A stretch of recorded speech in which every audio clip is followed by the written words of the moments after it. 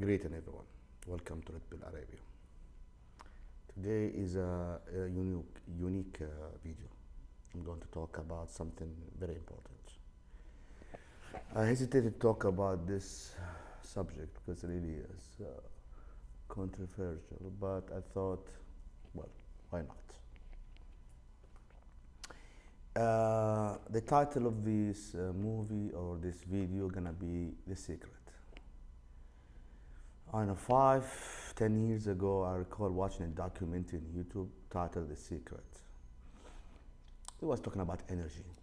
That if you're optimistic that your body generate electricity like the one in the mobile, you can transfer signals that act with your surrounding. Therefore, if you can control and meditate, the world gonna help you out throughout your life. And opposite, if you're a negative person, pessimistic, thing will be terrible. Frankly, I didn't really buy it because in that clip, I recall they exaggerated. They want to sell the book or the movie. But there's something I want to add, my own experience. First, I want to tell you something quick about myself. My father is a tribal man from a tribe called Eniza. It's one of the mightiest tribes in Arabia, known for warriorism and heroism and nobility, but not education, not science. And back in the times, people used to marry from their own surrounding, their own culture, right? My mom from Quraysh, which is the tribe of the Prophet Muhammad, from a descendant of a great warrior by the name Khalid bin Walid. He was named the Sword of God. He was very strong, courageous man. Later on became the ruler of Iraq. And my mom is his descendant. My mom family are very intelligent. Very. There are rumors that their grandfathers are the founders of the House of Knowledge of Baghdad, the first university. Her own family, brothers and sisters, in Mecca, the holy city of Mecca, they were named the family of science. All her brothers are engineers. Actually, she has 4 brothers. 3 of them are engineers. One of them is a commander, a general in the army, an engineer. The other one, IBM engineer, one electrical engineer, and the 4th one was a banker. And all her sisters are PhDs, except for the 2 elder ones. They married. One married a professor of chemistry and later on became a dean, and the other one married to an ambassador and a businessman. So my mom had what they call it, a commerce degree from University of Cairo when she was 18. Her father is was the chief of police of Mecca and also the first telecommunication engineer. Her family are geniuses. Her uncle are the founder of education for ladies in Saudi Arabia. That's my mom's side.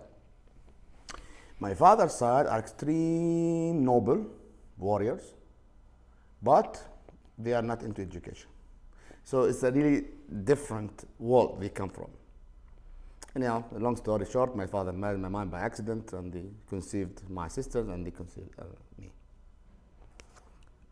My family has something unique to raise me up. My father did not do good in school because of his genetics. He barely, I think he didn't even finish high school. He dropped, the 12th grade. And he didn't even finish his English training, although he had all the wealth and power then to do so, but he wasn't in education. Funny thing about people who say that, Saudis are misogynistic and bad people. My father, when he proposed to my mom, in the beginning she refused my mom because this guy is dark, from the south, different culture. My father knew that my mom is a smart woman and she will be tempted by money. So he sent a caravan of 7 luxurious cars imported from Egypt. At the time, Egypt was like the US, was the best country of the world. I'm talking about the early 60s. And 200,000 riyals dowry. 200,000 riyals in today's currency is over $1 million. Who pays a dowry, a gift $1 million? Anyhow, she was tempted and she agreed. My mom told me later on, the money made me my eyes open, you know. Anyhow, when they conceived me, they gave me a special treatment and become very, very spoiled. But I use it to my advantage. When I was 4 years old, I used to be a hunter. I used to cut the, like tree branches and make like a sling and catch girls and catch birds with clay balls so the bird don't die. So I just make her fall down and I catch it and domesticate her. Also the kitten, I used to make like a box with a little stick and a rope, and then I put food and I domesticate the kids. Then later on I started to read books. One of my sister was a medical student. I used to read books. I mean, I used to tune my VCR. All the people remember what's VCR. It's a device to play movies, like a compact disc these days, like CDs. At 5 years old, I used to tune it to the TV channel and record cartoons into VHS tapes. This is my upbringing. Animals, which is genetic from my father's grandfather, tribal, and the computer and from my mom's side. Then life went. I was a poet. I was a fighter. I was different from my peers. But two distinct things happened to me later on when I grew up. One, when I was about 30 years old in Canada, I was doing a bachelor in mechatronic system engineering. They had a system for doing homework. The system was, you have 5 attempts to finish a question, engineering question. Usually it takes 2 pages to solve mathematics. And the final number, you put it in. It's like case sensitive. For example, it's like 5 digit, 0.12345. If you miss 1 digit, wrong. So it's to solve, wrong. So I made a minus here. Okay, second time, wrong. Until the 4th attempt. At that time, I'm frustrated. I know what the mistake did I do.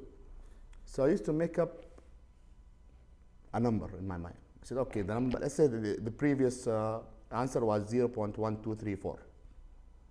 So I said okay, what the hell? I'm gonna lose anyway. So let's say the answer is 0.9100. Total off. Press, correct. I was shocked the first time. Didn't happen one time, many times, a dozen times. At that time, I thought, I don't know what's going on. It was 1 in a million chance. Later on, I start to have headaches. I know what you're thinking, the beautiful mind. No, it's not like that. I guess what was going on, I later on reason what happened is that with the conscious, I belong to my father. I'm not smart. But my subconscious is smart as for my mom. And it's a conflict between my right and left brain. And sometimes due to my need, to my emotional need, because I'm very emotional, it pops up to help me out. Until 2 months ago. You guys who follow my channel know what's going on. How I was betrayed by my wife and my chief of staff in my company. I had so many heads that I wanted to commit suicide. Not immediately, but rationally, through 2 years. I was seeking help from my extended family, who are very powerful back in the days. But nowadays, nobody cares. You're on your own. It took me 2 years to figure that out. Anyhow, in the end, I decided to commit suicide. So I said, okay, I'll buy some cyanide. I even Googled. There was a pill, the pill of relief, I forgot the name, which you buy online, you put a justification why you want to kill yourself. And if it's reasonable, they'll send you the pill, you pay like $200, something like that, and then you take it and you die. Or you can buy cyanide, which is easy. My plan is to drive by my car somewhere deserted. Really, I was serious about this. Not like emotion, not like my girlfriend left me, no, something more rational. Because I said, either I live with honor is way crazy in Arabia. Either I live with honor to regain the status that I used to have, or I die. So I decided to drive my car somewhere remote and desert. I know the cops were lazy, would not follow the full track. I leave the car abandoned and then walk, climb the mountain, take cyanide, so then I will die, my body will rotten with the heat, and I'll be gone, nobody will know where I'm going. That was my plan.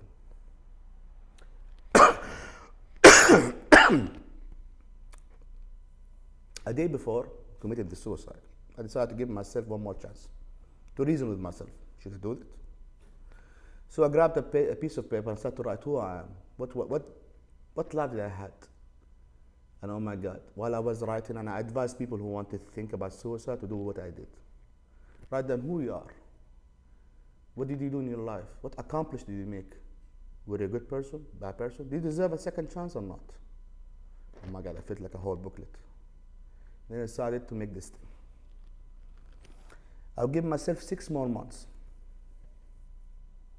Either I succeed or the desert is waiting. I hope that no doctor will see that and call the police to arrest me. But this what was this scenario then? So I came in. I decided to go to Spain because I speak Spanish. Not fluent, but I can read and write fluently. So I decided to work on my Spanish. I decided to pick the books. I have a high IQ, so a couple of days I'm done with the basics. Not the speaking, but I just the basics.